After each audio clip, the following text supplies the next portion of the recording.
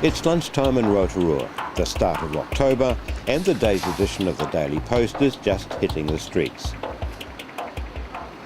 For the city's ratepayers, this headline should seem attention-grabbing enough, but to get the real story requires a fair bit of reading. In fact, 2 solid pages of information about the Bay of Plenty Regional Council, written not by a Rotorua reporter, but one from Whakatane, where the Regional Council has its headquarters. The front page story explains that the Regional Council is about to impose a rates increase. Rates which until now have been heavily subsidised by the very strong cash income provided by a hefty shareholding in the port of Tauranga. In fact, that income has also enabled the Regional Council to build up a very healthy $60 million nest egg. So why the increase? The same legislation giving the Rotorua District Council much more wide-ranging control of local affairs has also allowed the Regional Council to contemplate an expanding role. In particular, the Regional Council is looking to extend its influence towards a fast-expanding Tauranga. Climate and lifestyle are attracting increasing numbers to that district, while the country's leading export port has successfully provided a basis for a rapid growth in industry and jobs. It's Tauranga's infrastructure that is creaking under the strain. Services and roading are struggling to keep up with the pace of expansion, both aspects which are also important to the well-being of EBOP's cash cow, the port itself. It's a clear sign of Rotorua's changing fortunes that Mayor Hall feels constrained to point out that his district could do with a bit more of the Regional Council's nest egg. He and some of his councillors with a similar farming background can still remember a time when Rotorua's influence on Tauranga's port was considerable. The port of Tauranga was born in Rotorua, not in Mount Maunganui or Tauranga. It was born here because we were competing with the railway lines, with our trucks to the railway lines. In the old days, a truck used to have a classification in a district. You could cart from Rotorua to Hamilton, you had to change your truck and cart from there to Bombay's, etc. to Auckland Freezing Works. So if you look at how it started, and we were fortunate enough in Rotorua, is that Kaurau pulp mill came online in about 53. Approximately the same time, the K ships came into Port of Tauranga. That was the start of what I believe was a major infrastructure for Rotorua. It was a follow-on effect all the way through. A freezing works at Rangiuru belongs to Rotorua because this is where the farming is. The fertiliser works on the port belongs to Rotorua because this is where the farmers are. The stevedores business in the area belongs to the Central Plateau area. So Tauranga was, they capitalised on the sun, and good on them. Most Rotorua citizens have the impression that this is where their district council makes all its decisions, at regular meetings that are open to the public, and all part of the democratic process. In fact, much of the day-by-day decision-making process takes place not in the council chamber, but in committee rooms like this.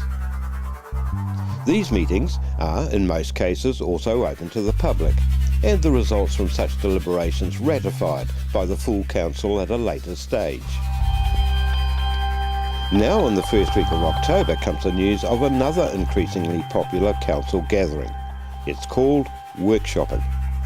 The idea of workshops is that sometimes there's some issues that need a lot of background, a lot of information.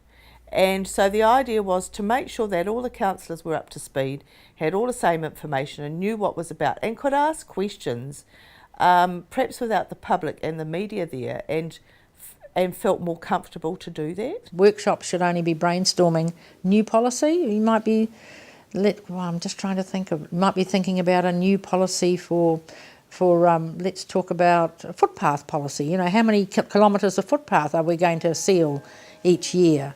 How much resealing are we going to do? That's fine, because that's all brainstorming, where we think the best dollar is spent. So workshops are designed to be part of the process of looking ahead and planning for the future. But as the Daily Post reports, something is going seriously awry. Currently, the workshop idea is causing ructions, with one councillor walking out of a meeting in disgust. What was happening is back to the workshop was coming, perhaps something that had been very controversial at a council meeting, might have been a 7-6 vote or an 8-5 vote, back it would come to be discussed at the workshop. Should never have been done like that. But what is really getting up the nose of the local newspapers is the fact that these workshops are not open to the public, so reporters are also excluded. Workshopping is not democracy at work. When one elects a council and councillors, one does so in the hope that they will be performing their function and their role in the open for the public to see what's happening. Workshops are, by their very nature, held behind closed doors, and decisions are made there.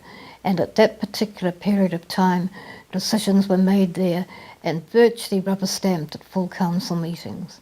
And that, in the view of the Daily Post, was not democracy at work. It had the effect of taking the debate out of the public domain, and it effectively meant that the decisions were made in the workshops that are being discussed in the public as the public were entitled to hear. And that was the gravest danger. I think Lennis Frank picked up on it, Charles Sturt certainly did later on, and one or two others then began to question the wisdom of these workshops. It was a sign of the times. It was the way the council of the day was operating, and some councils themselves was not happy of it. But I certainly don't think it was the media being piqued because they weren't privy to the discussions. There can be nothing more boring than sitting through a discussion in a particularly non-fiery meeting. But to just go to a council meeting and find that decisions have been made without the benefit of the public having had them reported, it's not from the newspaper's point of view, it's from the public's point of view. They have a right to know how decisions have been reached. By the end of the first week of October, it's apparent that the District Council is in agreement with this opinion. Clear guidelines for workshops are established. Transgressors are admonished, and for the moment, the dust settles. At the Rotorua Review, editor Phil Campbell is putting the finishing touches to another obituary for his next edition. This time it's for a personal friend and one of Rotorua's great characters. Gordon Caulfield has died at the age of 73. Well, Gordon was a wonderful character, and he was quite a gregarious character and quite rustic in his way, but in a refined way. I mean that too.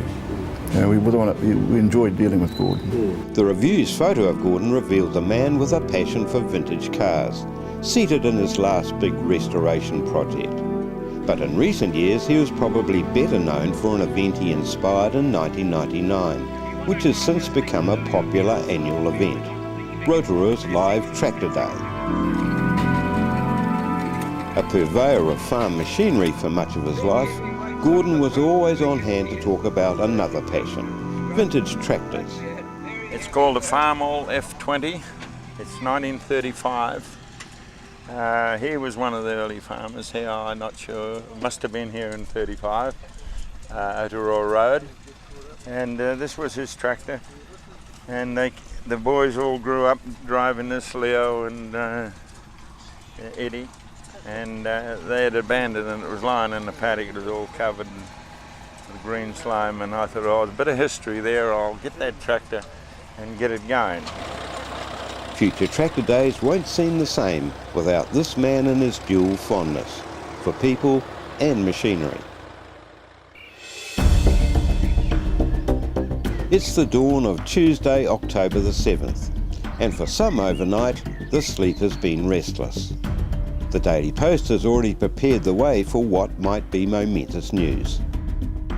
Earlier in the year, Dave Donaldson returned to Europe to present Rotorua's third bid in an attempt to secure the World Mountain Bike Championships. Third time we had to do some lobbying, So Dave was very persuasive, but then there were a lot of people in the community persuading Dave, let's go and have one more crack at it because it would mean so much. The mountain biking capital of New Zealand having the world champions, it would be a pretty major thing. There are two strong competing bids, and now the winner is about to be announced. An email, about 2 lines from Garrett Metag arrived overnight, and said they had the road worlds up in Hamilton in Canada, and it said, yeah, you've won the event, it's been awarded to Rotorua. So I rang Graham Hall at about 6 o'clock in the morning and said, Graham, we've got it. And we were so excited. Yeah, it was fantastic. Staging the championships may still be 3 years into the future, but Persistence has just won Rotorua, its biggest international sporting event ever. And the timing of the announcement is perfect for the Daily Post. There's a front page headline to suit the occasion, and plaudits for the man who made it all happen. For Mayor Graham Hall and the District Council, there is little time to bask in the reflected glory of the recent good news. The Lakes Water Quality Society have just held another symposium. The highlight is a report on the findings of an environmental study by Massey University, and it condemns the lack of action by all authorities concerned in ignoring a water quality problem that was becoming evident as far back as the 1980s. In concentrating on the issue of sewage disposal, the equally important aspect of land use around lake catchment areas had been overlooked. If the continued flow of nutrients from these areas cannot be prevented, or at least seriously curtailed, the prognosis is for all our lakes to have the same murky future presently afflicting Lake Rotorua. In a busy week full of news with implications for the future, on Lake Road there has been a small ceremony paying tribute to the past. Even back in the late 19th century, Lake Road was an important thoroughfare, leading as it did then to the major settlement of Ohinimutu. Lake Road then was an obvious location for the district's first newspaper.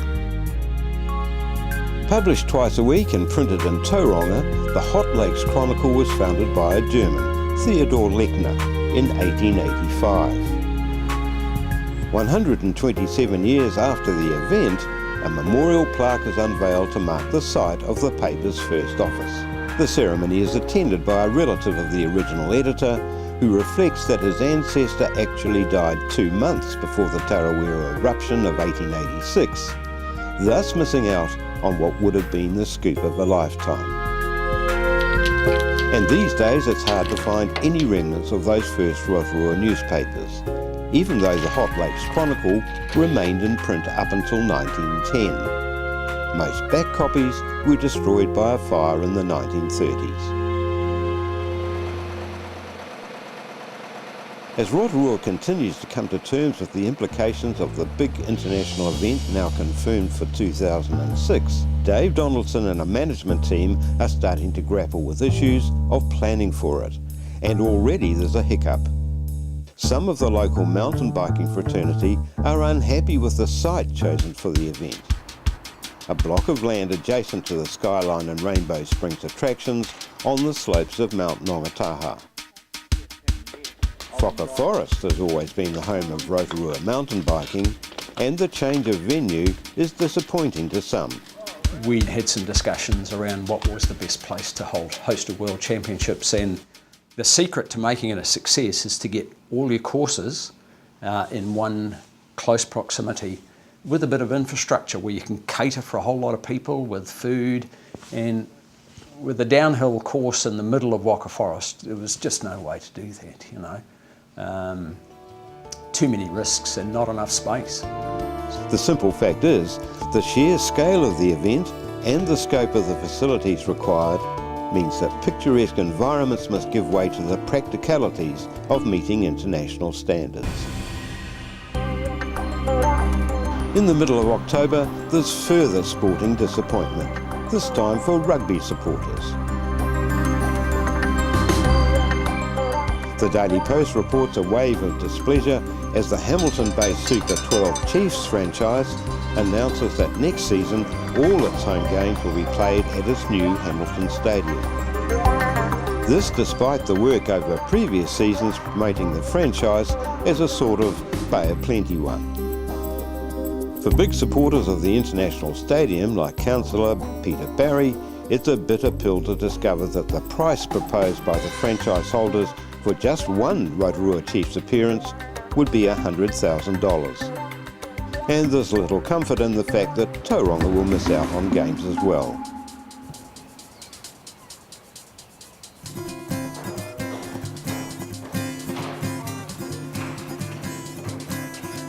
Now another sort of low spectator turnout is in the news. This time it's the promised Mayor's Forum on Youth Offending. Despite the earlier fuss, only a meagre audience of 20 are on hand to hear the solutions to Rotorua's perceived social ailments. A number of representatives from community groups all had much the same message to report.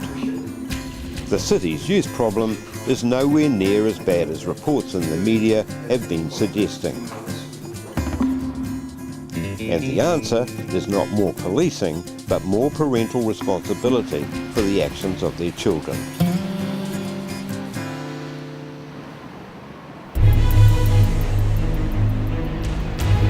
As the end of October approaches, there is the sound of sweet music in the air for all those who have been critical about the lack of local growth.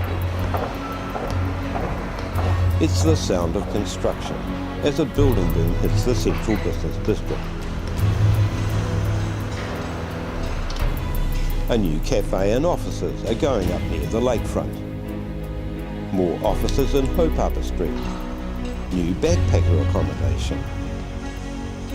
The new Ibis Hotel project is underway, and at Central Mall they're getting ready to welcome the first wave of more big shed retailers.